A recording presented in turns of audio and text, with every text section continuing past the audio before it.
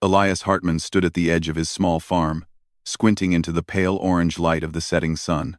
The colony's twin suns were slowly sinking below the horizon, casting long shadows over the rough metal walls of his home. For years, he had lived here alone, far from the crowded settlements that dotted the rolling plains of this half-formed world. Life was hard, food was scarce, and the thin air of the terraformed planet made even small chores tiring. Yet Elias had managed. He had to.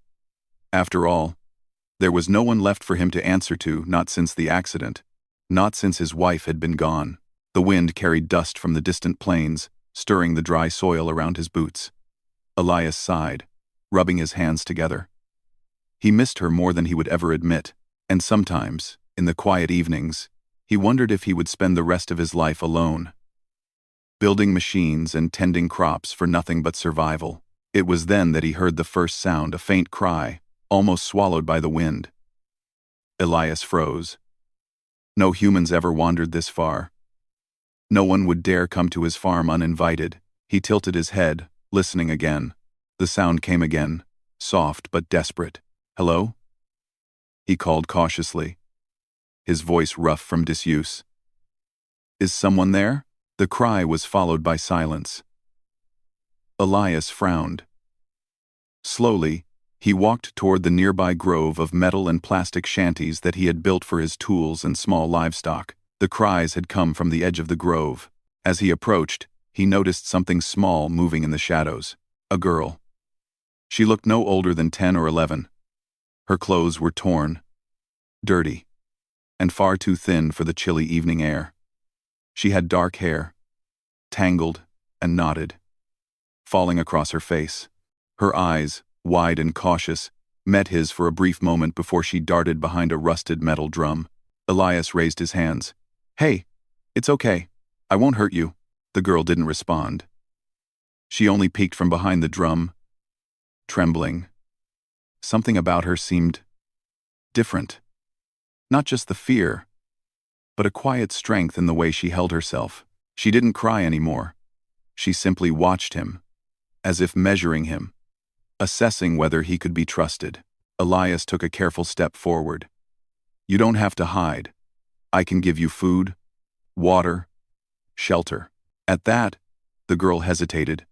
Slowly, almost reluctantly, she stepped out from behind the drum. That's when Elias saw it, a small device strapped to her wrist, glowing faintly with a soft blue light. It pulsed gently, like a heartbeat. He had never seen anything like it. "Where did you come from?" Elias asked, his voice gentler now. The girl looked down at the ground. She didn't answer, only shook her head. Elias frowned. Abandoned, most likely. He had seen many orphans in the outer settlements, left behind when parents couldn't survive the harsh new world. But something about this girl told him she wasn't like the others. She was quiet, but not weak. And that strange device, he had no idea what it was for. "Well," Elias said slowly, "if you don't want to stay out here all night, you can come inside. It's not much, but it's safe." The girl hesitated again. Then, with a small nod, she followed him. Her movements were cautious, almost like a wild animal approaching a new home. Elias led her into his modest house, a single room built from salvaged metal panels, with a small stove in one corner and a workbench cluttered with tools and mechanical parts. The room smelled faintly of oil, metal, and dust. "Sit here," Elias said, gesturing to a worn chair. "I'll get you some food." The girl sat stiffly, hands folded in her lap. Elias went to the small kitchen corner and opened a tin of dried rations, mixed with water, and heated it over the stove. He placed the warm mixture in front of her.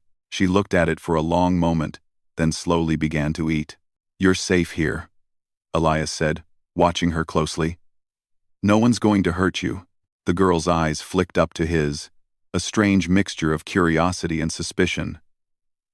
After a long pause, she finally spoke, her voice soft but clear. "Why? Are you helping me?" Elias blinked. The question caught him off guard. No one ever asked that. Most people assumed he was just another lonely man clinging to what little he had left. Because no one should be alone, he said finally. Not if you don't have to be. I know what it's like, to lose people you love. The girl said nothing after that, but her shoulders seemed to relax slightly. Elias watched her finish the food. Then he noticed the glowing device again. It pulsed steadily now, almost as if it had recognized that the girl was safe. He crouched down, careful not to scare her. "What is this?" he asked, pointing to the device. The girl hesitated, then slowly lifted her sleeve, showing it to him. It was small, smooth, and warm to the touch. Tiny lights flickered across its surface. "It helps me," she said finally. "Keeps me alive." Elias felt a shiver run down his spine. Alive? The girl's words were simple, but there was something deeper there. Something almost impossible. He had spent years repairing failing machines, trying to coax life from dying systems. And here was a child, surviving out in the wilderness, aided by a device he couldn't even understand. "Well," Elias said finally, trying to keep his voice steady, "you're going to have to tell me more about that. But not tonight. Tonight, you rest." The girl nodded, finally relaxing fully. Elias fetched a blanket and helped her onto the small cot he had in the corner. She curled up under it, the glow of the device dimming slightly as if it was settling into sleep mode. Elias watched her for a long time. He had lost so much, and yet, looking at this child, he felt something stir inside him, a spark of hope he hadn't felt in years. Perhaps, he thought, fate had brought her here for a reason. The next morning, Elias woke to the sound of the device's gentle hum. The girl was already awake, sitting at the workbench and examining a broken drone he had left there. With small, precise movements, she began tinkering with it, her fingers moving almost too quickly for him to follow. Elias rubbed his eyes, amazed. She was repairing it and improving it. The drone's sensors lit up in a new pattern, more efficient than before. How are you doing that?" he asked, awe in his voice. The girl looked up at him, a small smile on her face. "I can see how it should work," she said simply. Elias felt a lump in his throat. He had spent years teaching apprentices, showing them how to fix machines. But this was something else. Over the next few days, Elias began to realize just how remarkable the girl was. She could repair failing systems, anticipate malfunctions, and even suggest improvements he hadn't thought of. And yet, she never boasted or demanded praise. She was quiet, humble, and cautious, but her abilities were extraordinary. Despite this, life in the settlement remained dangerous. Food supplies were low, the climate unpredictable, and raiders occasionally passed through the outer plains. Elias knew that keeping the girl safe would not be easy. But he had made his choice. He would protect her, no matter the cost. One evening, as they sat together watching the twin suns set, Elias spoke quietly. "I don't know who left you out there, or why," he said, "but I promise, while I'm alive, no one will hurt you. Not as long as I can stop them." The girl looked up at him, her eyes reflecting the orange light of the suns. She didn't say anything, but she reached out and took his hand. A simple gesture, yet it carried a weight that neither of them fully understood. Elias felt something he hadn't felt in years: hope. Perhaps, he thought, the universe had not abandoned him after all. Perhaps this little girl, lost and alone, was the beginning of something greater, and deep inside, he had no idea how right he was. The mornings on the small colony had a strange quietness. A soft hum that came from the wind passing over the metal walls, and the faint mechanical whir of distant machines. Elias Hartman woke early, as usual, to check the solar panels and make sure the water pumps were running. But today, there was a subtle tension in the air. Ever since the girl, Lyra, had arrived, the world seemed to hum a little differently, like it was waiting for something. Elias found her already awake, sitting at the small workbench near the window. She was examining one of the colony's old drones, her small hands moving with careful precision. Sparks flew as she repaired its damaged circuits, but the drone seemed to respond immediately to her touch. "Good morning," Elias said softly, not wanting to startle her. Lyra looked up, her dark eyes reflecting the morning light. "Good morning," she replied, her voice calm but confident. Elias watched her work. She had a natural rhythm, a sense of understanding, that went beyond the lessons he had taught apprentices. Within minutes, the drone's sensors lit up in new patterns, its wings adjusting perfectly. Elias couldn't help but smile. You fixed it," he said, amazed. "And improved it. I've never seen anyone do that so fast." Lyra shrugged slightly. "I just know how it should be." Elias nodded, unsure how to explain the lump forming in his throat. There was a strange combination of simplicity and brilliance in her abilities, something that should not exist in a single child. Over the next few days, Elias began to notice more subtle things. Lyra seemed to sense trouble before it happened. She would point out weak supports in buildings, warn him of sudden mechanical failures, and even predict shifts in the wind that could ruin crops. At first, he thought it was luck, but it became clear. Her intuition was extraordinary. One afternoon, as they worked together to repair a broken water pump, Lyra paused and looked up at him. "Elias," she said quietly, "do you ever pray?" Elias frowned, wiping sweat from his brow. "Pray? Not much. Not since." He trailed off, thinking of his wife.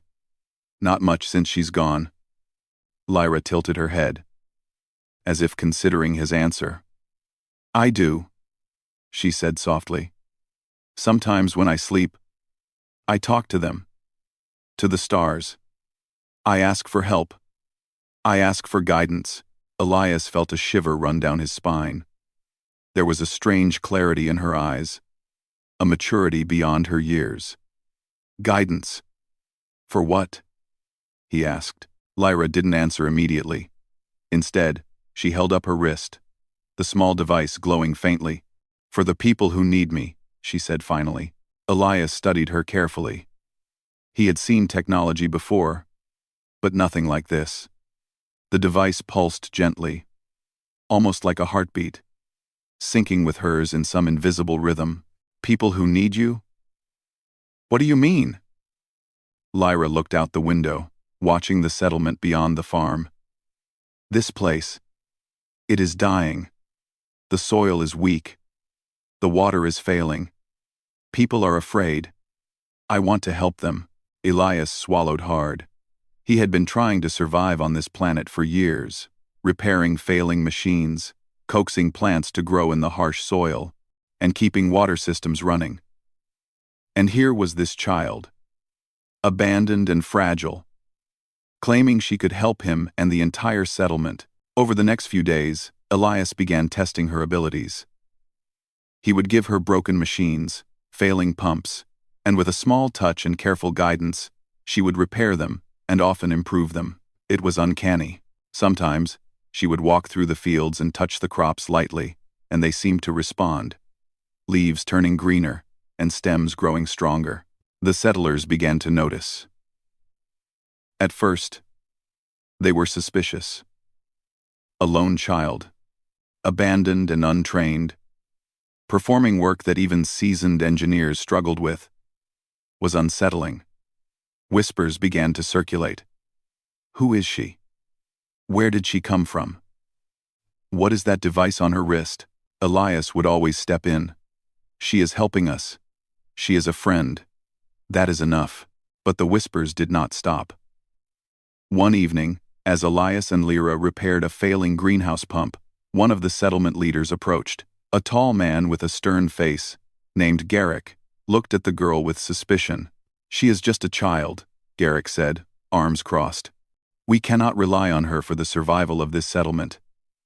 We do not know where she came from. And that device, it could be dangerous." Elias felt a flash of anger, but he held his voice steady. "She has helped more in these few days than many adults could in months. She is not a threat. She is a gift." Garrick's eyes narrowed. A gift we do not understand is still a risk. Lyra, quiet until now, finally spoke. I only want to help, she said.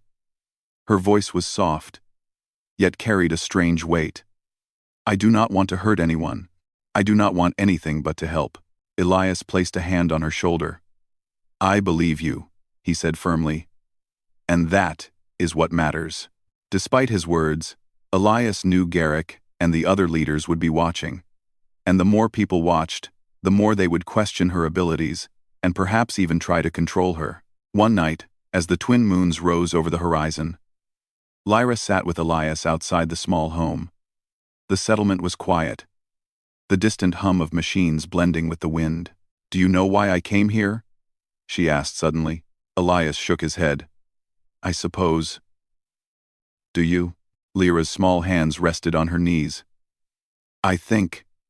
Because someone had to see me. Someone had to care. And because someone was praying. Elias frowned. Praying? She nodded. I do not remember everything before I came here. But I know. You wanted something. And maybe I am it.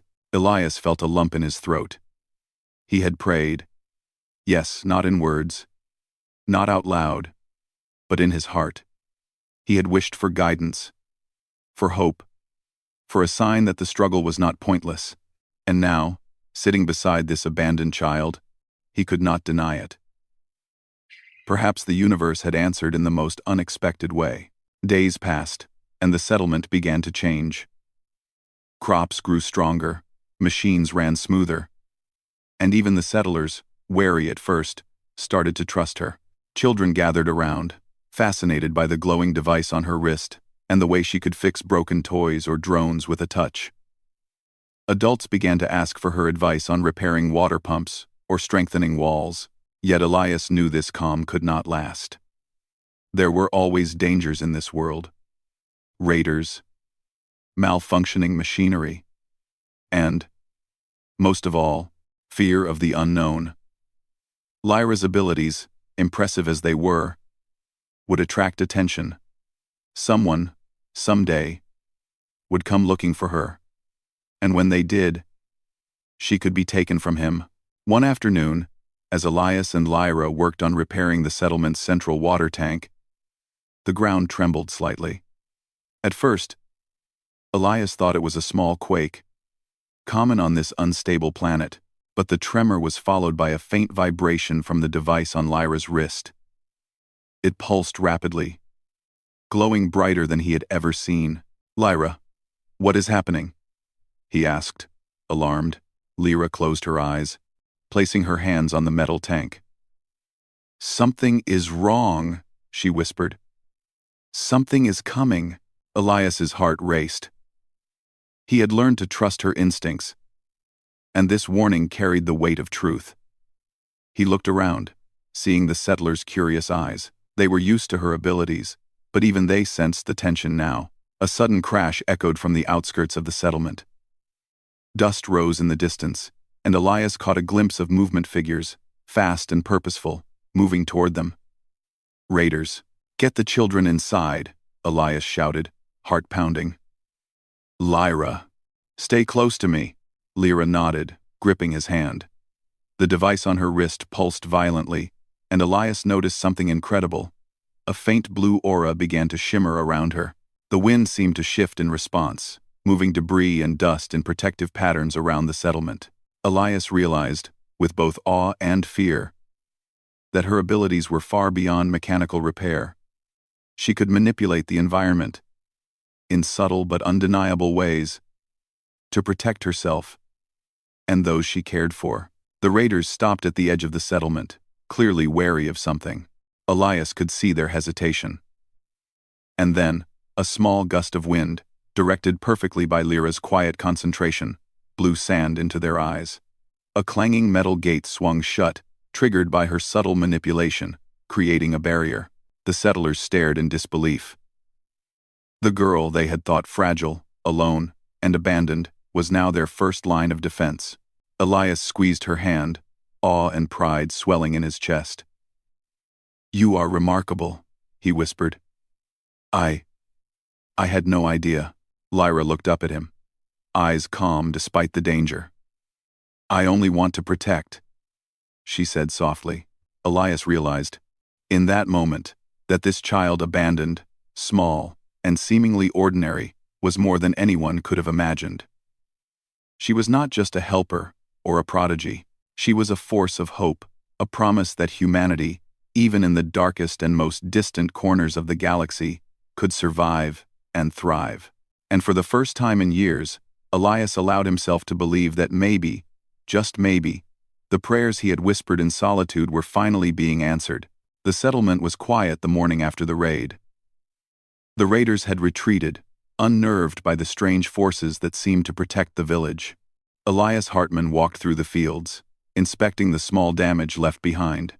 Broken fences, a few overturned crates, but nothing catastrophic. And at the center of it all, Lyra sat quietly, her small hands brushing over a broken drone. The soft glow from her device pulsed faintly, as if it was still recovering from yesterday's exertion. Elias approached her, concern etched on his face.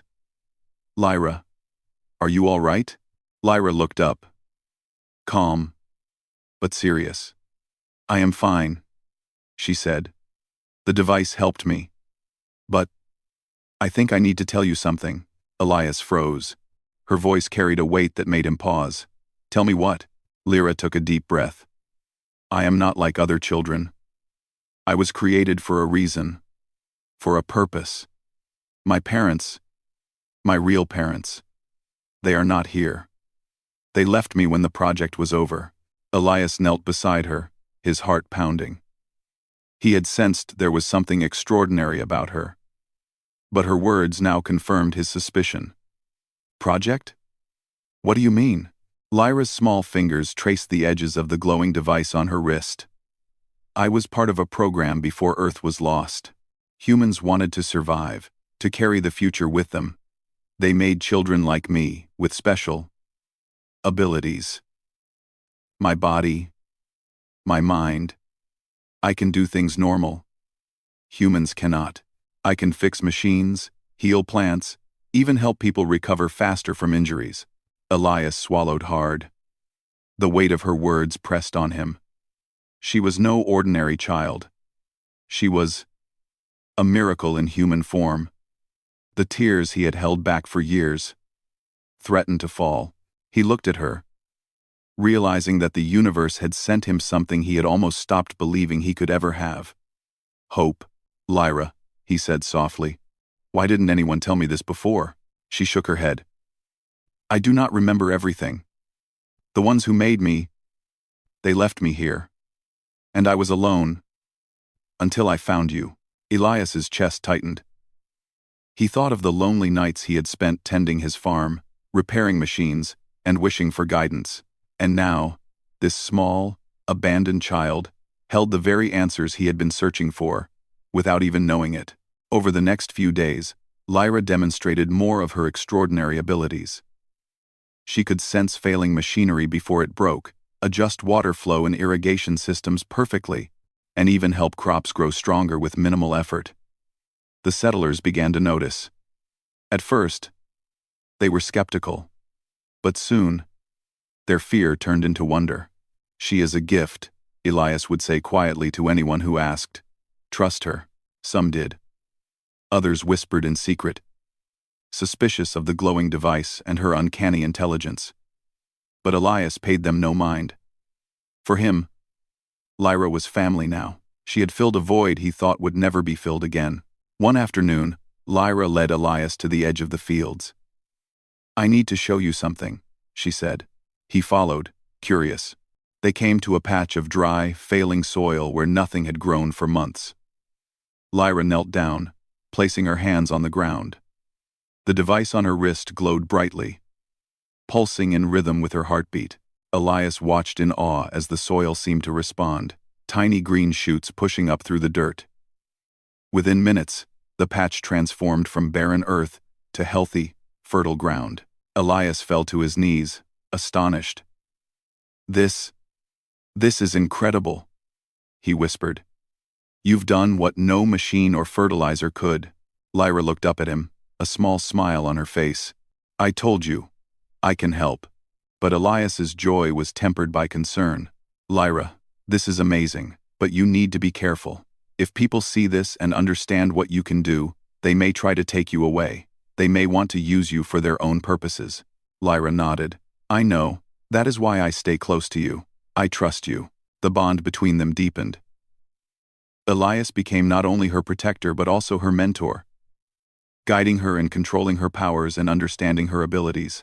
And for the first time in years, he felt needed not for survival alone, but for something greater, nurturing a miracle that could save humanity. However, not everyone in the settlement shared Elias's trust. Garrick, the colony leader, had grown more wary by the day. He watched from the edge of the fields, his suspicion turning into something darker. Greed. A child who could heal, grow crops instantly, and repair machines effortlessly was a prize beyond imagination. And he intended to claim it. One evening, Garrick approached Elias's home while the sky turned crimson. "Elias," he said, voice sharp, "we need to talk. That child, she is dangerous. I do not trust her abilities. And if word spreads, others will come. We cannot risk her being here." Uncontrolled, Elias felt a surge of anger but kept his voice calm. "Lyra is not dangerous. She is helping us survive. And she is under my protection." Garrick's eyes narrowed. "Protection? Or possession? You cannot see what she is capable of. If we do not control her, we risk everything." Elias shook his head firmly. "She is not a tool, Garrick. She is a child, and she deserves to be safe." Garrick left, muttering under his breath. Elias knew this was only the beginning. Word of Lyra's abilities would attract attention, and soon, outsiders, mercenaries, scientists, or worse, would come seeking her. He had to prepare. That night, Elias sat with Lyra outside under the twin moons.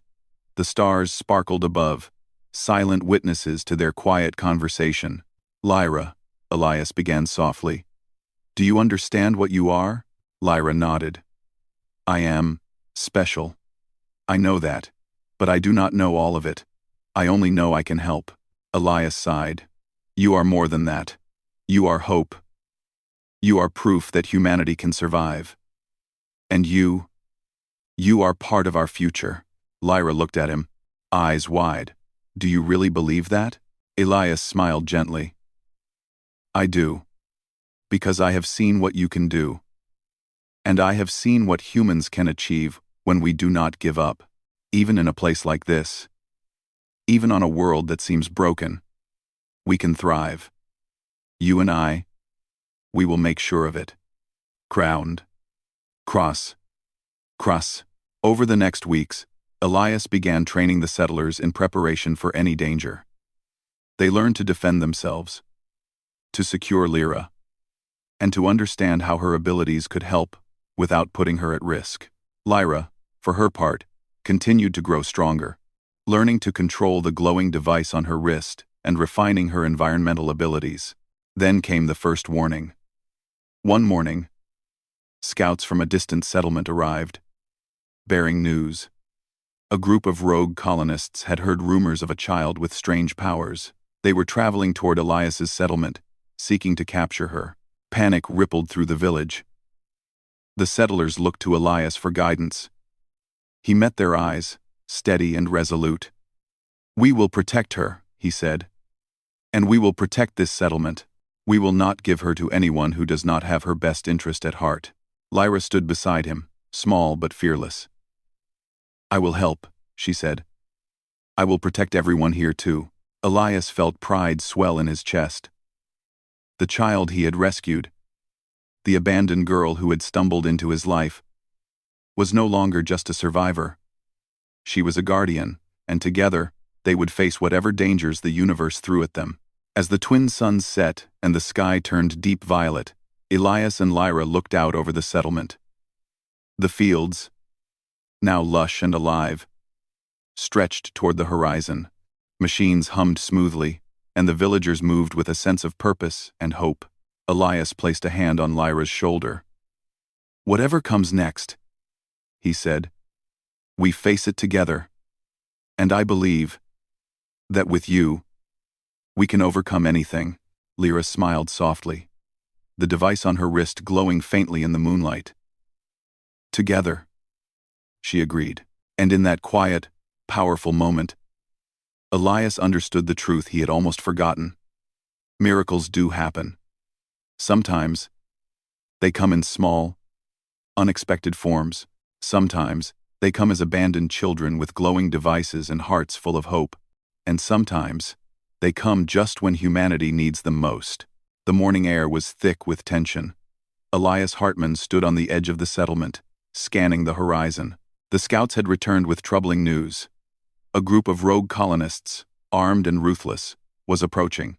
They had heard rumors of a child with unusual abilities, and they intended to capture her at any cost. Elias's heart tightened as he thought of Lyra.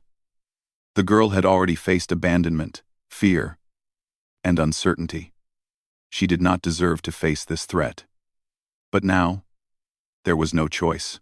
They had to defend the settlement, and she had to survive. Lyra stood beside him, small but steady. Her dark eyes were focused, her hands lightly touching the device on her wrist. Elias could feel the hum of power radiating from it, a faint vibration that seemed to echo her heartbeat. "Elias," she said softly, "I can help. I can protect everyone." Elias gave her a nod, his jaw set. "I know you can. And I trust you. But we must be careful. We can't risk hurting anyone unnecessarily." The settlers gathered in the central square, faces tense and anxious. Elias addressed them, his voice firm. "Listen to me. We are not helpless. We have each other. And we have Lyra. She is extraordinary, yes. But she is still a child. Our job is to protect her and the settlement. Everyone has a role. Everyone must stay calm and follow instructions." There were nods and murmurs of agreement, but the fear was still there. The rogue colonists would not hesitate. Elias could sense it. As the sun rose higher, dust plumes appeared on the horizon. The raiders were close. Elias gave quick instructions, fortifying the settlement with barriers and makeshift defenses. The settlers, trained over the past weeks, moved with precision. They had prepared for this day, but nothing could fully prepare them for what was coming. The raiders arrived in waves, charging across the fields with crude weapons and scavenged machinery. Elias felt his pulse quicken. He took a deep breath, standing beside Lyra. "Now," he whispered. Lyra placed her hands on the ground. The device on her wrist glowed brightly, pulsing like a heartbeat. Then, something incredible happened. The wind shifted. It swirled and danced, moving debris in precise patterns. Dust clouds rose around the raiders, blinding them. Loose planks and small rocks seemed to move of their own accord, creating barriers and obstacles. Elias watched, amazed. Lyra's control over the environment was subtle, but undeniable. She was not fighting like a soldier, but like a force of nature itself. "Stay behind the barricades," Elias shouted. The settlers obeyed, huddling behind walls of scrap metal, ready to defend if necessary. The raiders faltered, clearly confused by the obstacles and shifting winds.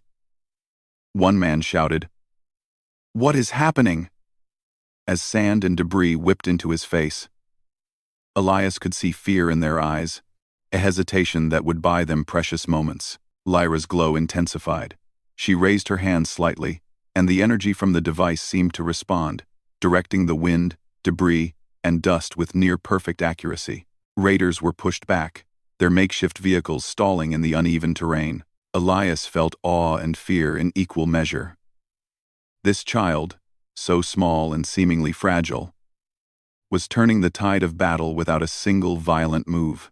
She was protecting the settlement and everyone in it, with intelligence, precision, and power. But Elias knew this alone could not last. The raiders would regroup, and there were too many of them. He had to act. "Lyra," he called, keeping his voice calm but urgent. "We need a plan to stop them completely." "Can you hold them a little longer?" Lyra nodded. "I can." Elias turned to the settlers. "We are going to push them back. Use the defenses. Aim for their engines. Slow them down. Protect the walls and each other. Do not engage directly unless necessary." The settlers moved with determination, guided by Elias's leadership. They hurled rocks, repaired broken barriers, and aimed their makeshift weapons with precision. And all the while, Lyra controlled the environment, subtly guiding the forces of wind, dust, and debris to slow the raiders' advance. Hours passed, and the battle seemed endless. Elias watched as Lyra's energy pulsed, her concentration absolute. Sweat dripped down his face, exhaustion gnawing at him, but he could not look away. She was doing more than defending the settlement, she was inspiring it.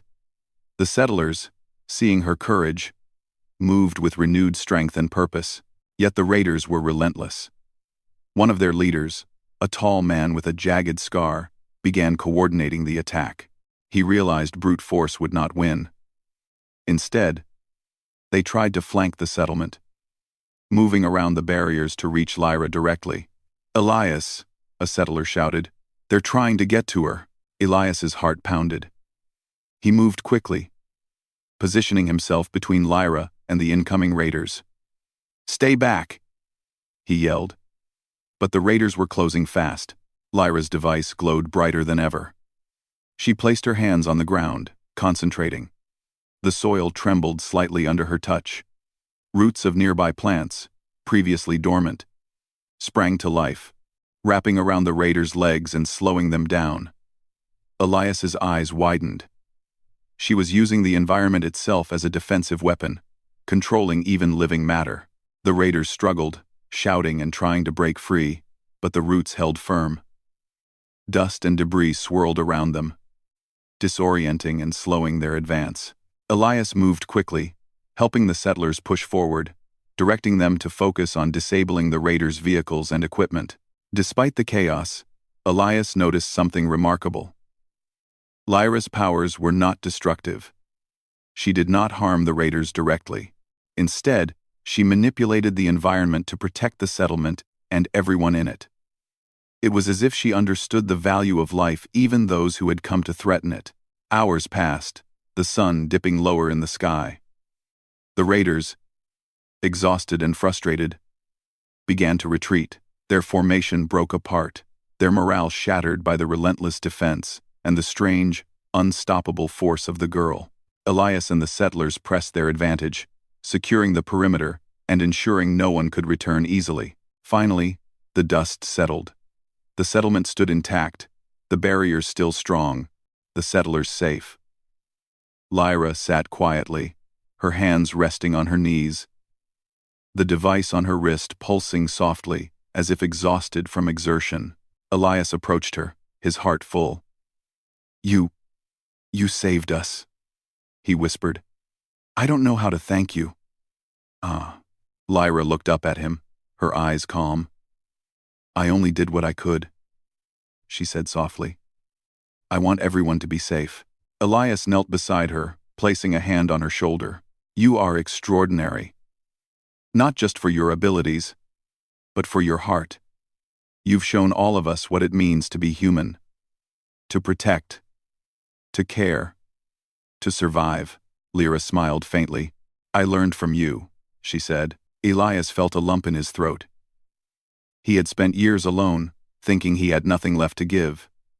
And now, this small, abandoned child had shown him that humanity could thrive even in the darkest circumstances. She had reminded him of what it meant to hope, to fight, and to protect what truly mattered. As night fell, the settlers gathered around a small fire. They spoke in hushed tones about the battle, praising Lyra's courage and ingenuity. Some approached her, offering food, water, and thanks. Others simply stared in awe, unable to comprehend what they had witnessed. Elias sat beside Lyra, watching the flames dance. "You've changed everything," he said quietly. Lyra looked up at him, the device on her wrist dimming slightly as if acknowledging his words. "We've changed everything," she said. "Together." Elias nodded, pride swelling in his chest. The settlement had survived. The people were safe, and for the first time in years, he allowed himself to believe that the future was not just uncertain, it was full of possibility. The stars shone brightly above, silent witnesses to the small world below. And somewhere in the vastness of space, Elias knew, there were others watching too. Some would come with curiosity, some with greed. But he also knew this. With Lyra, humanity had a guardian, a force of hope that could not be ignored, a reminder that even the smallest among them could change the course of the future. And as Elias sat there, beside the child who had stumbled into his life, he realized something extraordinary. The miracle he had been praying for was not a thing, or a machine, or even a solution to a problem. It was her, Lyra, the abandoned girl with the glowing device, the quiet strength. And the heart of a hero was the miracle he had been waiting for. The settlement awoke to an unusual calm. The night after the battle had been quiet. The stars, reflecting on the metallic roofs like scattered jewels. Elias Hartman rose early, as was his habit, walking through the fields to check the crops and machines. The damage from the raiders had been minimal, thanks to Lyra's subtle interventions, but Elias felt a persistent unease. The attacks had been only the beginning, he could feel it. Lyra was already awake when he returned. She sat at the edge of the fields, her hands brushing over the soil, as if it were a canvas. The glowing device on her wrist pulsed faintly, responding to her movements. "Good morning," Elias said softly, approaching her. Lyra looked up, her dark eyes calm. "Good morning," she replied. "You slept well?" he asked. Noting the quiet energy around her, she nodded. "Yes, but something is different today. I can feel it. Something is coming. Something big." Elias frowned. "What do you mean?" Lyra did not answer immediately. Instead, she placed her hands on the ground and closed her eyes. The soft hum of the device grew louder, and the soil beneath her seemed to pulse gently, almost like it was breathing. Elias watched, astonished. Tiny green shoots began to sprout faster than usual, spreading across the field in perfect rows. Flowers bloomed, even in patches where the soil had been barren for months. "You," Elias whispered, awestruck. "You're doing this all by yourself?" Lyra opened her eyes and nodded. "I can help more than ever now. I can make the land thrive. I can protect everyone." Elias felt a surge of pride and fear. Pride for her courage and gift. Fear for the danger it might attract. But he knew this. Humanity's survival on this world had just taken a huge step forward. The first sign of external threat came by noon. Distant dust clouds appeared on the horizon, larger, more organized than the previous raiders. Scouts reported hundreds of figures moving quickly, armed with advanced weapons and machinery. Word had spread of the girl who could heal, grow crops, and repair machines. Now, powerful factions wanted her. Elias gathered the settlers. "Listen carefully," he said, voice steady but urgent. "We are about to face the largest threat yet. But we are ready. We have trained. We have each other. And we have Lyra. Everyone has a role. Trust each other. Follow instructions. And remember, our goal is to protect her and our home." Lyra stood beside him, small but resolute. "I will help," she said quietly, placing her hands on the glowing device. The air around them shimmered faintly. Elias had never seen her energy reach this level. He could feel it vibrating in his chest, like a powerful rhythm calling out across the fields. The attackers arrived in waves, faster and more coordinated than before. Machines churned the soil. Vehicles advanced, and the sound of engines and shouting filled the air. Elias's heart pounded, but he held his ground. Lyra placed her hands on the ground, concentrating deeply. The glow from the device expanded. spreading outward like ripples in water. Suddenly, the wind shifted. Dust and debris swirled in precise patterns, forming barriers and funnels that diverted vehicles and slowed troops. But this time, her abilities went further. Plants and soil seemed to respond directly to her thoughts. Roots shot up from the ground, entangling machinery and slowing movement. Small streams of water, diverted from irrigation channels, formed protective barriers. Crops and trees leaned forward, forming natural walls. Elias watched in disbelief. This was beyond anything he had imagined. Lyra was not just defending the settlement, she was transforming the battlefield itself, turning the environment into a shield. The settlers, inspired by her courage and control, acted with renewed confidence. They used every tool at their disposal, moving strategically to disable vehicles, fortify barriers, and protect the vulnerable. Even the children helped in small ways, guided by Lyra's calm authority. Despite the overwhelming numbers, the attackers faltered. Their machines stalled, weapons jammed, and confusion spread through their ranks. Elias realized that Lyra's power was not just physical, it was inspiring, giving the settlers a strength that could not be measured. Hours passed, and the attackers' morale broke. They began to retreat, disorganized and defeated. Elias and the settlers pressed their advantage, securing the perimeter and ensuring no one could return easily. Finally, as the sun began to set, the battlefield quieted. The settlement stood intact, thriving more than ever. Crops had grown taller, machines were repaired, and the soil looked fertile and alive. Lyra sat quietly, the device on her wrist dimming, exhausted but calm.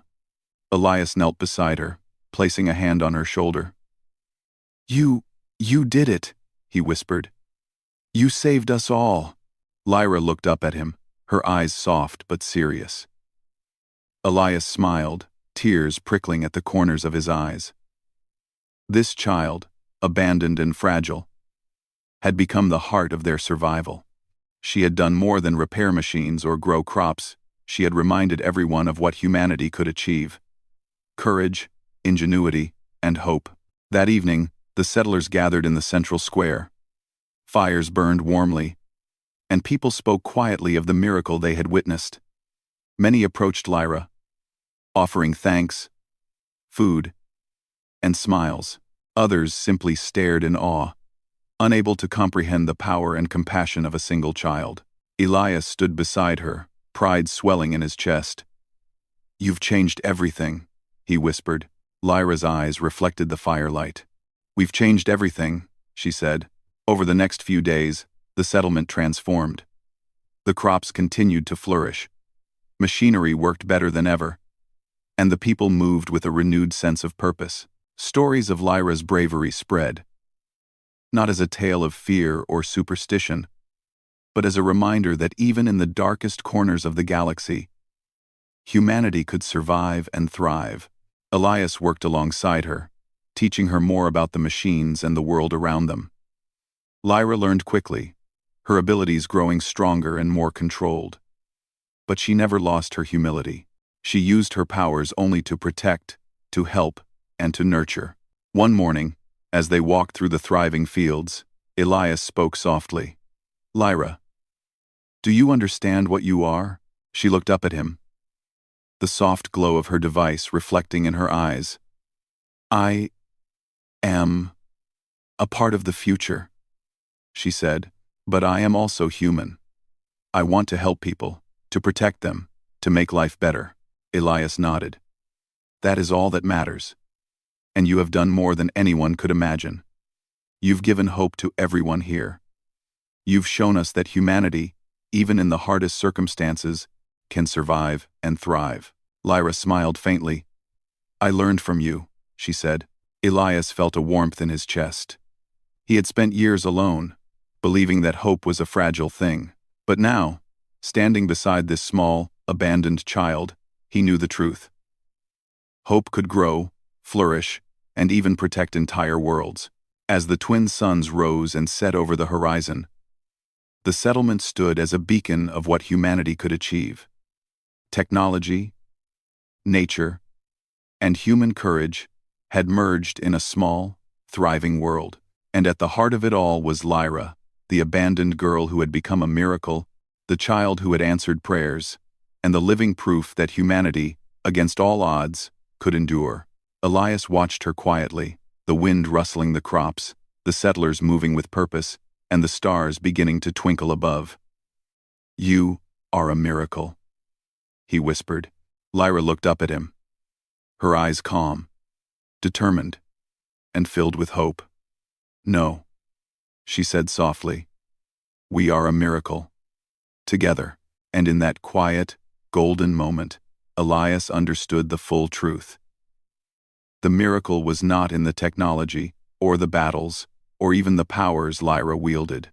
The miracle was in humanity itself, in the courage to survive, the heart to protect, and the hope to keep moving forward. And with that realization, the settlement, the child, and the man who had rescued her embraced a future full of possibility. A future where humanity could thrive, even among the stars.